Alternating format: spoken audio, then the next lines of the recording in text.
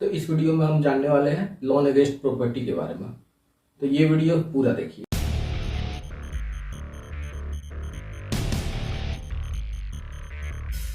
तो चलिए अब इस वीडियो को शुरू करते हैं। तो लोन अगेंस्ट प्रॉपर्टी, इसे शॉर्ट फॉर्म में कहते हैं लैप। तो ये है क्या? जब आप किसी प्रॉपर्टी को गिरवी रखते हैं और लोन लेते हैं किसी बैंक से या एनबीएफसी से, तो उसे हम कहते हैं लोन अगेंस्ट प्रॉपर्टी, या शॉर्ट फॉर्म में इसको कहते हैं लैप। तो अब बात करते हैं कि कौन सी प्रॉपर्टी पर आपको मिल सकता है। तो किसी भी प्रॉपर्टी पर आप लोन ले सकते हैं, चाहे वो लैंड हो, अपार्टमेंट हो, कमर्शियल बिल्डिंग हो, कुछ भी हो, उस पर आप ले सकते हैं। अब जानते हैं कि किस पर आप नहीं ले सकते। तो बैंक या एनबीएफसी ने जिस एरिया को ब्लैक लिस्टेड किया हुआ हो, उस एरिया में अगर आपकी प्रॉपर्टी है तो आप नहीं ले सकते। एग्रीकल्चरल जो प्रॉपर्टी है उस पर नहीं ले सकते। अब बात करते हैं, एक बहुत बेसिक से डिफरेंस है लैप और होम लोन में, वो आप जान लीजिए। कोई घर है उस पर आप चाहे तो होम लोन ले सकते हैं, या उस पर लोन अगेंस्ट प्रॉपर्टी भी ले सकते हैं। तो बिजनेस वाले लोग ज़्यादातर करते हैं कि वो लोन अगेंस्ट प्रॉपर्टी ले लेते हैं। और होम लोन क्यों नहीं लेते हैं? क्योंकि इसमें जो है ड्यू डिलिजेंस बहुत ज़्यादा करता है, क्योंकि इसमें मार्जिनल प्रॉफिट है। और लोन अगेंस्ट प्रॉपर्टी जो वो जल्दी ही मिल जाता है, इसीलिए बहुत सारे लोग जो लोन अगेंस्ट प्रॉपर्टी ले लेते हैं होम लोन लेने के बजाय। तो अगर आपका होम लोन चल रहा है तो बेहतर है कि लोन अगेंस्ट प्रॉपर्टी लेने के बजाय होम लोन को टॉप अप कराने की कोशिश करें, तो ये ज़्यादा फायदेमंद आपके लिए होगा। अब बात करते हैं कि लोन अगेंस्ट प्रॉपर्टी कौन ले सकता है। तो ज़्यादातर बिजनेस वाले लोग लेते हैं, लेकिन सैलरीड लोग या सेल्फ एम्प्लॉयड लोग भी ले सकते हैं, वो एलिजिबल है। तो कुछ लोग कहते हैं कि लोन अगेंस्ट प्रॉपर्टी जो है इसे सिक्योर्ड बिजनेस लोन कहते हैं। तो ये सिक्योर्ड बिजनेस लोन नहीं है, ये लोन अगेंस्ट प्रॉपर्टी बिल्कुल ही अलग चीज़ है। बिजनेस लोन को इससे कोई लेना देना नहीं। हाँ, ज़्यादातर बिजनेस वाले लोग ही लेते हैं इसे। तो अब इसमें जान लेते हैं कि रेट ऑफ इंटरेस्ट क्या होगा, टेन्योर क्या होगा। तो इसमें रेट ऑफ इंटरेस्ट जो है ये होम लोन से ज़्यादा होता है, 12 से 16% के करीब रेट ऑफ इंटरेस्ट इसका होता है।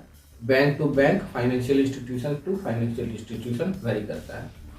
अब बैंक में लेंगे कुछ अलग रेट होगा, एनबीएफसी में लेंगे वहाँ रेट ज़्यादा होगा, लेकिन एनबीएफसी ज़्यादा आसानी से देता है। बट रेट ऑफ इंटरेस्ट इतना हाई होता है कि उसको बियर करना थोड़ा मुश्किल होता है, इसीलिए लोग बैंक से ही लेने की कोशिश करते, पूरी कोशिश करते बैंक से हो जाए।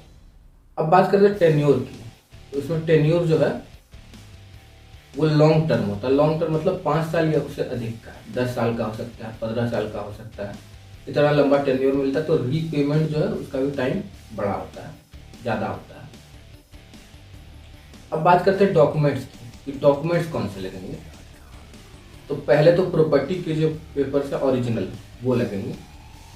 अब इसका मतलब ये नहीं है कि बैंक जो है आपकी प्रॉपर्टी जो है उसको अपने पास रख लेगा, नहीं। बैंक जो है वो मालिकाना अधिकार आप ही के पास रहने देगा। वो प्रॉपर्टी आप यूज कर सकते हैं, आपके पास फुल ऑनरशिप होगा उसका। इन केस अगर रीपे नहीं हो पाया लोन, तो हो सकता है कि उस प्रॉपर्टी को नीलाम करके बैंक जो है अपना पैसा और इंटरेस्ट वसूल कर ले। अदरवाइज वो प्रॉपर्टी आप ही की रहेगी। इसीलिए ओरिजिनल पेपर जो है प्रॉपर्टी के वो लगेंगे।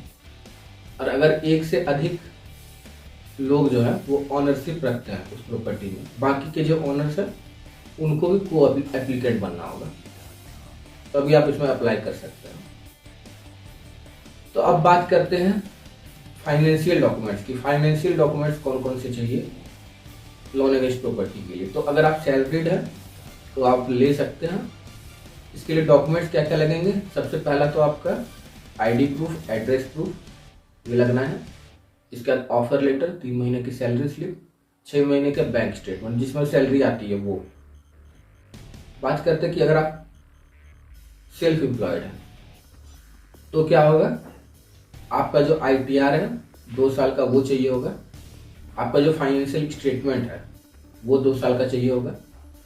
उसके बाद आपका आईडी प्रूफ, एड्रेस प्रूफ। अगर आप प्रोफेशनल है, प्रैक्टिसिंग प्रोफेशनल, तो क्या लगेगा, आईडी प्रूफ, एड्रेस प्रूफ, आपका जो प्रूफ ऑफ प्रैक्टिस है, बेसिकली एक फर्म है वो इनकॉर्पोरेट करा के आपको ये दी जाती है, जहाँ से आप डिग्री लेते हैं वहाँ से। आप सीए हैं तो आईसीएआई से मिला होगा, आप सीएस हैं तो आईसीएसआई से मिला होगा। तो इस तरह से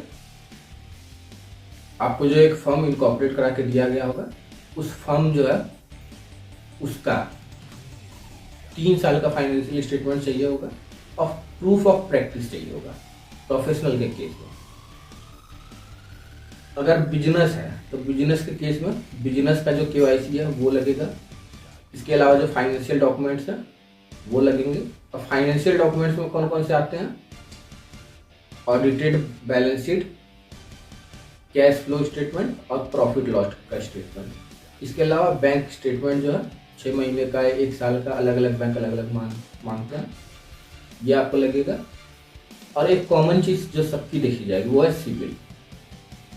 इसका सिबिल कैसा है, इसके अलावा देखा जाएगा कि आप जो है आपके ऊपर लायबिलिटी पहले से कितनी है, आपने पहले से कितना लोन लेकर करके रखा हुआ वगैरह वगैरह। तो ये सब कुछ देखकर बैंक ये तय करेगी आप जो है कितना अमाउंट रीपे कर सकते हैं या कितना अमाउंट रीपे करने की कैपेसिटी आप रखते हैं, ये बैंक देखेगी। इसके बाद प्रॉपर्टी की वैल्यू देखेगी कि प्रॉपर्टी की वैल्यू कितनी है। तो प्रॉपर्टी की वैल्यू जो है उसकी 60 to 80% आपको लोन दिया जाता है। प्रॉपर्टी जो है उसकी वैल्यू देख ली गई, आप कितना रीपे कर सकते हैं वो बैंक ने देख लिया, उसी आधार पर बैंक तय करता है कि हाँ इतना अमाउंट जो है हम दे सकते हैं इस इंसान को, ये रीपे कर देगा। इसके अलावा अलग अलग बैंक जो है उनके इंटरनल नॉर्म्स होते हैं। तो ये था लोन अगेंस्ट प्रॉपर्टी। तो हमारे साथ जुड़े रहने के लिए और इस तरह की और भी अमेजिंग इन्फॉर्मेशन को जानते रहने के लिए इस चैनल को सब्सक्राइब कर लें।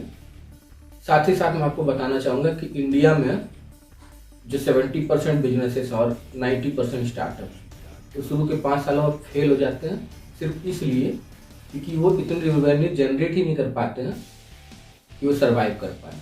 Number 1 reason of failure of businesses, revenue generate नहीं हो पाती है इतनी कि वो सर्वाइव कर पाए।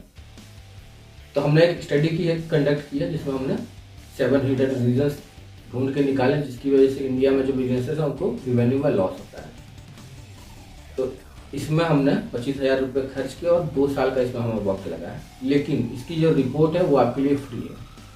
तो ये फ्री रिपोर्ट लेने के लिए डिस्क्रिप्शन में जो लिंक है उसे क्लिक करें और हमारी वेबसाइट पर जाकर अपना ईमेल डालकर सबमिट कर दें। तो ये इन्फॉर्मेशन आपको आपके ईमेल पर मिल जाएगी फ्री ऑफ कॉस्ट। तो ये फ्री इन्फॉर्मेशन जो अभी फॉरन ऑर्डर कीजिए।